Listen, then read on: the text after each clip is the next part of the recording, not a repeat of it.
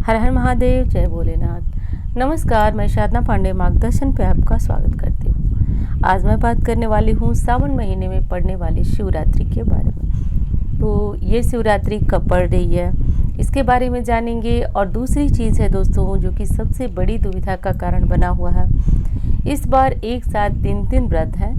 तो ऐसे में जैसा कि शास्त्रों का नियम है कि यदि बिना पारण के हम कोई व्रत, अगला व्रत शुरू कर देते हैं तो वो व्रत हमारा पूर्ण नहीं माना जाता है। तो पारण का नियम क्या है, ऐसे में क्या हम 2 व्रत एक साथ कर सकते हैं, और करें तो कैसे करें जिससे हमें उसका पुण्य फल प्राप्त हो सके। दोस्तों, विशेष आप ये भी जानेंगे कि इस जो सावन शिवरात्रि है उसमें विशेष जो रोग मुक्ति है, कष्ट मुक्ति है, या फिर विशेष कामना पूर्ति के लिए आप क्या करें, तो ये सारी जानकारियाँ आपको इस वीडियो में मिलने वाली हैं। चलिए, सबसे पहले तो मैं बात करती हूँ कि सावन शिवरात्रि इस बार कब पड़ रही है। तो इस बार 26 जुलाई को सावन शिवरात्रि का व्रत रखा जाएगा। जैसा कि आप सभी जानते हैं कि 24 तारीख को एकादशी का व्रत है और 25 तारीख को प्रदोष, और सावन का दूसरा सोमवार, तीसरा दिन मासिक शिवरात्रि, सावन शिवरात्रि बहुत विशेष व्रत है। तो ऐसे में 3 व्रत हो गए। तो एक चीज़ आप समझिए कि पारण करना बहुत ज़्यादा अनिवार्य है। तो पारण कैसे करना है, तो सुबह सवेरे जब पारण का समय होगा तो आप जो है थोड़ा सा जल से भी भगवान का पारण कर सकते हैं। तुलसी का पत्ता मुंह में डाल करके जल ग्रहण कर भी आप पारण कर सकते हैं, लेकिन पारण अवश्य करें। पारण की जो शास्त्रोक्त विधि है कि जो 2 व्रत एक साथ होते हैं, तो विशेष पारण कैसे करना चाहिए वो मैं आपको बताती हूँ। आप क्या कीजिए कि अंजलि में जल ले लीजिए, अपने दोनों हाथों की हथेलियों में जल ले लीजिए और भगवान से प्रार्थना करें कि आपने जो अब तक व्रत रखा वो व्रत पूर्ण हुआ। पारण की भावना मन में ला करके उस जल को ग्रहण कर लें। जल के साथ चाहे तो तुलसी पत्ता भी ले सकते हैं और जल ग्रहण कर लें, और इससे आपका वो व्रत पूर्ण हो जाएगा। उस व्रत का पारण पूर्णता माना जाएगा और अगला व्रत आपका प्रारंभ हो जाएगा। तो उस व्रत का संकल्प कर सकते हैं। अब बात करती हूँ दोस्तों सावन शिवरात्रि की। तो देखिए, जैसे कि आप जब जब आप प्रदोष का या फिर सावन सोमवार व्रत पारण कर लेंगे, उसके तुरंत बाद आपको संकल्प करना है। संकल्प में सबसे पहले तो आप अपना नाम बोलेंगे, स्थान बोलेंगे, गोत्र बोलेंगे। एक चीज़ मैं बता दूं दोस्तों थोड़ा सा कि इस व्रत का महत्व क्या है। शास्त्रों की तो एक तरफ बात रखते हैं, मैं खुद का अनुभव बताती हूँ दोस्तों। शिवरात्रि के दिन यदि रात्रिकालीन जागरण करके देवाधिदेव महादेव से किसी विशेष एक कामना के लिए यदि प्रार्थना किया जाए दोस्तों, तो इतना शीघ्र चमत्कारी परिवर्तन होता है कि मैं खुद अपने शब्दों में नहीं वर्णन कर सकती हूँ। इतना तेज इसका चमत्कारी रूप से परिवर्तन देखने को मिलता है, चाहे वो महाशिवरात्रि हो गई, चाहे सावन शिवरात्रि। दोस्तों, स्वयं का मेरा अनुभव है कि यदि रात्रिकालीन जागरण कर लिया जाए और पार्थिव शिवलिंग बनाकर, पूरी विधि विधान में इस वीडियो में आपको बता रही हूँ, इस प्रकार यदि कर लें तो निश्चित रूप से आपकी कामना पूरी होने से दुनिया की कोई शक्ति रोक नहीं पाती है। तो चलिए उस बारे में भी हम बात कर लेते हैं। सर्वप्रथम हमें संकल्प करना है सुबह सुबह, जब हम पहले व्रत का पारण कर लें, यानी कि सावन सोमवार व्रत का पारण कर लें। और व्रत यदि आप नहीं हैं तब तो आप सुबह सवेरे व्रत का संकल्प कर लीजिए। व्रत का संकल्प करने के बाद आप चाहें तो किसी भी शिव मंदिर में या फिर घर में साधारण विधि से भोलेनाथ की पूजा कर लें। घर में अन्य किसी देवी देवता, जो भी देवी देवता हैं उनकी पूजा जो प्रतिदिन करते हैं कर लीजिएगा। सूर्य को जल जरूर दीजिएगा। तुलसी जी की पूजा भी आज जरूर कीजिएगा। उसके बाद भोलेनाथ की जो भी पूजा, साधारण सी पूजा घर में आप करते हैं कर लीजिएगा। यदि शिवालय जाने का नियम बनाए हैं तो वहाँ भी जाकर के सुबह सवेरे पूजा कर लीजिएगा। अब शाम के समय यदि आप चाहें तो मंदिर में जाकर ये पूजन कर सकते हैं, चाहें तो आप घर में पूजन कर सकते हैं। विशेष नियमों की बात करती हूँ तो देखिए, इस जो सावन शिवरात्रि है, महाशिवरात्रि की बाद 4 पहर की पूजा होती है। लगभग पहले पहर की पूजा जो होती है 6:30 से 9 के बीच होती है। दूसरे पहर की पूजा जो होती है 9 से 12 के बीच होती है। तीसरे पहर की पूजा जो होती है वो 12 से और लगभग 3 के बीच होती है। और चौथे पहर की पूजा जो होता है वो 3 से 5 के बीच, 5:30 के बीच होती है। मैंने मोटे तौर पे आपको ये एक समय बता दिया। अब जो आगे आने वाली वीडियो है वो उसमें मैं पूरा समय डिटेल में आपको बताऊंगी। तो सबसे पहले किया जाता है कि शिवरात्रि में शाम के टाइम जो पहले पहर में एक मिट्टी का शिवलिंग का निर्माण किया जाता है। हो सकता है आपके घर में पहले से कोई भी शिवलिंग पड़ा हुआ हो, तो कोई बात नहीं, उन्हें भी वहाँ रख लें और एक पार्थिव शिवलिंग का निर्माण कर ले। विशेष पूजा मैं बता रही हूँ जिसमें कामनाओं की पूर्ति होती है। इसके बाद पहले पहर में दूध से, दही से, घी से, शक्कर से, शहद से, जो चीज़ें मिल जाए अभिषेक कर लें। साधारण विधि बताती हूँ परंतु बहुत चमत्कारी विधि है, कर लीजिएगा। दूसरे पहर में भी आप चाहें तो इन 5 चीज़ों से कर सकते हैं या फिर किसी एक चीज़ से कर सकते हैं। सिर्फ दही से कर सकते हैं, घी से कर सकते हैं, कर लीजिएगा। तीसरे पहर में भी वही बात। चौथे पहर में पूजन करने के बाद आरती की जाती है, पूरी रात्रि जागरण किया जाता है जैसे महाशिवरात्रि में आप करते हैं। तो इस तरह से करके सुबह सवेरे जो है आरती करके और किसी भी पवित्र स्थान पर जो आपने पार्थिव शिवलिंग बनाया उनका विसर्जन करना होता है। सबसे अच्छा और शुभ तो यही होता है कि किसी नदी में ले जा कर के आप जो है देवाधिदेव महादेव का जो शिवलिंग आपने बनाया है वो उनका विसर्जन करें। विसर्जन के पश्चात आप जो है ब्राह्मण को दान जरूर निकालेंगे। दान में क्या चीज़ें हैं, तो सबसे अच्छा तो यही है कि ब्राह्मण के लिए कुछ अन्न निकाला जाए, वस्त्र इत्यादि निकाला जाए। तो अब जितनी आपकी सामर्थ्य हो, जरूरी नहीं है कि आप वस्त्र निकालें, जो भी चीज़ें आपको मिल सकें, जैसे कि अनाज हमारे घर में सबके घर में बहुत सुलभता से मिल जाता है, तो अन्नदान सर्वदान माना जाता है, सबसे शुभ दान माना जाता है। तो थोड़ा सा अनाज निकाल लीजिए। अनाज नहीं निकाल सकते या फिर अभी आप दान करने की स्थिति में नहीं है तो कुछ पैसे निकाल कर रख दें। जब और पैसे आपके पास हो जाते हैं तो इन्हें मिलाकर दान कर दीजिए।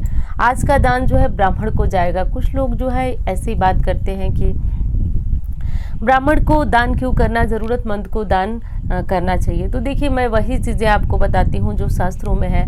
अब आपकी इच्छा पे निर्भर है कि आप कहाँ करें, कैसे करें। मेरा जो बताना, जो शास्त्रों का नियम है, मेरा काम है वही बताना। तो ये दान करने के बाद आपको गौ के लिए भोजन निकालना है। गौ माता के लिए जो आप खाना खाएंगे उसमें से पहले गौ माता के लिए थोड़ा सा भोजन निकालिएगा। उसके बाद जो है गौ माता को निकालने के बाद गाय, कुत्ते, कौवे को निकाल करके और खुद भगवान का नाम लेकर के आप जो है व्रत का पारण करेंगे।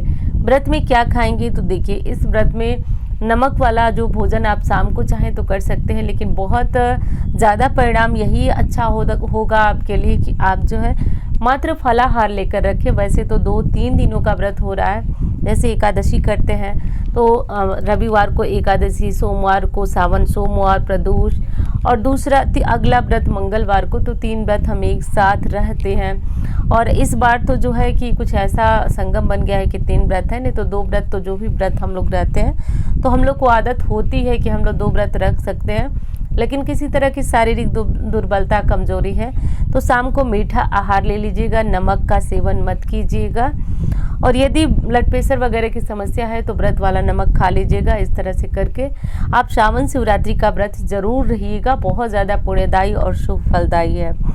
और दोस्तों, इंस्टा पे, फेसबुक पे मुझे फॉलो कीजिए और लिंक मैं इसका डिस्क्रिप्शन में डाल दूंगी, आप वहाँ से चेक कर लीजिएगा। मेरा नंबर है जो कि आपको दिख रहा है इस समय स्क्रीन पे, उस पर किसी भी प्रकार की ज्योतिषीय सलाह लेना हो, कुंडली वगैरह दिखाना हो, किसी भी ग्रह की स्थिति खराब चल रही हो, अच्छी चल रही हो, उनके अनुरूप कोई उपाय करना चाहते हो तो संपर्क कर सकते हैं। अब दोस्तों, मैं बात कर रही थी कि इसका महत्व क्या है। तो देखिए, मैंने अपने शब्दों में तो आपको बता दिया कि इसका क्या महत्व है। अब मैं शास्त्रों के अनुसार बताती हूँ। तो देखिए, शास्त्रों में कहा गया है कि सावन शिवरात्रि या फिर मासिक शिवरात्रि का व्रत बहुत ज़्यादा महत्वपूर्ण होता है। जैसे कि मैं बता रही हूँ, हमारे साइड यानी कि वाराणसी साइड कुछ ऐसे व्रत होते हैं जो कि परिवार विशेष में नहीं रखा जाता है। तो ऐसे व्रतों में हम पूजन तो कर लेते हैं। जैसे कि मैं प्रदोष की बात कर रही हूँ। जैसे कि कुछ घरों में ऐसा नियम है कि जो, अब मैं क्या बोलूँ, हमारे तरफ ये बोला जाता है कि ये व्रत परिवार में नहीं सहता है, तो इस कारण हम वो व्रत नहीं रख पाते हैं। तो जैसे प्रदोष और मासिक शिवरात्रि में यदि इस तरह की स्थिति है, हमारे पास वो स्थिति है कि हमारे परिवार में प्रदोष व्रत का पूजन तो होता है परंतु व्रत रखने की अनुमति नहीं है, तो मैं जो है वो मासिक शिवरात्रि का व्रत रखती हूँ और मुझे बहुत ज़्यादा भरोसा है। मासिक शिवरात्रि पे तो जो हमारी बहनें जानती हैं और पूछ रही थी विधि, तो मैंने पूरी विधि बता दी। मासिक शिवरात्रि का व्रत भी इसी भांति रखा जाता है, तो रख लीजिएगा। इस व्रत में भी विशेष शुभ परिणाम की प्राप्ति होती है, बहुत ज़्यादा शुभ परिणाम मिलते हैं। यदि किसी विशेष कामना के लिए आप शिवरात्रि का व्रत प्रारंभ करना चाहते हैं तो सावन की शिवरात्रि से शुरू करके 1 साल तक आप शिवरात्रि का व्रत पूर्ण करें। देखिए कि जीवन में किस तरह जो है दुविधा, दुख और संकट से आपको मुक्ति भोलेनाथ देते हैं। सावन कृष्ण पक्ष की चतुर्दशी यानी कि जिसको हम शिवरात्रि बोलते हैं, वो 26 जुलाई 2022 को प्रारंभ हो जा रही है और सावन कृष्ण पक्ष की चतुर्दशी तिथि समाप्त हो रही है 27 जुलाई को 9:17 पर। निशीथ काल यानी कि जो विशेष, हाँ देखिए एक चीज़ तो बताना मैं भूल गई कि जो लोग 4 पहर की पूजा नहीं कर पाते हैं, रात्रि जागरण दुर्लभ है, वो एक काम करें कि रात को जो 12:07 से 12:45 का मुहूर्त है, इस काल में वो लोग शिवलिंग बनाएं, उनका पूजन करें, आरती करें और वहीं शिवलिंग को छोड़ दें जहां पूजा करें। सुबह सवेरे नहाकर आरती करके और शिवलिंग का विसर्जन कर दें तो भी उन्हें बहुत ज़्यादा शुभ परिणाम की प्राप्ति होगी, तो ऐसा कर लीजिएगा। अब विशेष उपाय की बात करती हूँ कि आज हर कोई कुछ नहीं कर सकता है, तो भी एक काम कीजिएगा। आज के दिन दोस्तों आपको दीपक जरूर प्रज्वलित करना है। ये दीपक दुख हरने वाला और मनोकामनाओं की पूर्ति करने वाला है। सर्वप्रथम मैं बता रही हूँ कि आज किसी भी शिवालय में जाइएगा, शिव मंदिर में जाइएगा और जाकर के एक दीपक जरूर प्रज्वलित कीजिएगा। ध्यान रखिए मेरी बात का, एक दीपक, अखंड दीपक ऐसा प्रज्वलित कीजिएगा कि कम से कम रात 1 बजे 2 बजे तक तो वो दीपक जलता रहे। थोड़ा बड़ा दीपक ले लीजिएगा, तिल का तेल भर दीजिएगा, घी भर दीजिएगा, जो आपकी सामर्थ्य हो, भर करके ऐसी बाती लगा करके किसी शिव मंदिर में रख दीजिएगा। एक चीज़ का ध्यान रखिएगा, किसी कोने किनारे में रखिएगा, क्योंकि बीचों बीच रखते हैं तो वहाँ बहुत सारे लोग दीपक जलाएंगे, आपका दीपक जो है वो किसी के धक्के मुक्के से ठंडा हो सकता है। तो इसलिए किनारे में रखिएगा ताकि आपका दीपक पूरी रात जलता रहे। मैं दावे के साथ बता रही हूँ कि यदि ऐसा कोई कार्य पूरी रात यदि आपका दीपक जलता रहे, कोई समस्या न आए, तो निश्चित रूप से आपने जिस कामना के लिए इस दीप को प्रज्वलित किया है वो 100% पूर्ण हो जाती है। ऐसा हमारे शास्त्रों की मान्यता है और दावा है। दूसरा दीपक आपको प्रज्वलित करना है किसी भी बेल वृक्ष के नीचे। अब देखिए गलती ये होती है कि जो बेल वृक्ष होता है थोड़ा पुराना होना चाहिए। हम गमले में बेल का पौधा लगाते हैं, वहाँ दीपक प्रज्वलित करते हैं, उनकी पूजा करते हैं और हमें लगता है हमें शुभ परिणाम क्यों नहीं मिल रहा है। तो जो भी, जैसे कि पीपल में मैं बताती हूँ कि जो भी थोड़ा पुराना वृक्ष होता है उसकी पूजा करने का शुभ परिणाम मिलता है। तो ये कर लीजिएगा, किसी भी पुराना वृक्ष को ढूंढिए और आज वहाँ दीपक प्रज्वलित शाम के समय जरूर कीजिएगा। दीपक वही ध्यान रखना है कि थोड़ा सा बड़ा हो, लेकिन बाहर में जैसे कि हवा वगैरह चल रही है, बारिश आ रही है, तो दीपक बहुत देर तक ना भी जले तो आप प्रज्वलित करके चले आइएगा, लेकिन ये काम जरूर कर लीजिएगा। तीसरा दीपक आपके घर के मंदिर में जलना चाहिए। आपने शिवलिंग रखा है तो बहुत अच्छी बात है, नहीं रखे हैं तो एक भोलेनाथ की कोई भी फोटो मूर्ति होगी उसके सामने थोड़ा सा चावल रख दीजिएगा। ध्यान रखिए थोड़ा सा नीचे चावल रख दीजिएगा, उसके ऊपर एक दीपक, ऐसा दीपक रखिएगा जो अखंड हो। शाम के समय 6-7 बजे से जला करके पूरी रात जलता रहे। रात को आप दीपक वगैरह देख करके उसमें बाती बढ़ा दें, तेल बढ़ा दें। इस तरह से करके आपके दीपक को वहाँ प्रज्वलित कीजिएगा। दीपक प्रज्वलित करने के बाद गणेश जी से प्रार्थना कीजिएगा कि हे विघ्नहर्ता, मैंने जो दीप प्रज्वलित किया है अपनी मनोकामना की पूर्ति के लिए, बाबा हमारे दीपक की रक्षा कीजिएगा, भोलेनाथ हमारी मनोकामना पूर्ण कीजिएगा। इन स्थानों पे दीपक पूरी रात जलता रहने से व्यक्ति के जीवन का चाहे जितना अंधकार हो, जितना भी दुर्भाग्य हो, निश्चित रूप से कट जाता है। तो ये कर लीजिएगा दोस्तों। और पारण का शुभ समय मैं बताती हूँ कि सावन शिवरात्रि में पारण कब करना है। तो 27 जुलाई को सुबह 5:39 से दोपहर को 3:51 तक आपका पारण है। इस काल में आप दान कर लीजिएगा, पारण कर लीजिएगा, ये कर लीजिएगा। अब एक चीज़ और बताती हूँ कि आप जो है बहुत अच्छी तरह से इस व्रत का नियम लें, अनुष्ठान लें, पूरे साल का करना है तो कीजिए। और वीडियो कैसी लगी ये तो बताइएगा ज़रूर। वीडियो अच्छी लगती है तो लाइक ज़रूर किया करें और हाँ, चैनल को सब्सक्राइब कर लीजिए, वो उससे जो है आपको समय पे हर वीडियो की नोटिफिकेशन प्राप्त होगी। तो चलिए मिलती हूँ इस तरह के वीडियो के साथ, तब तक के लिए धन्यवाद।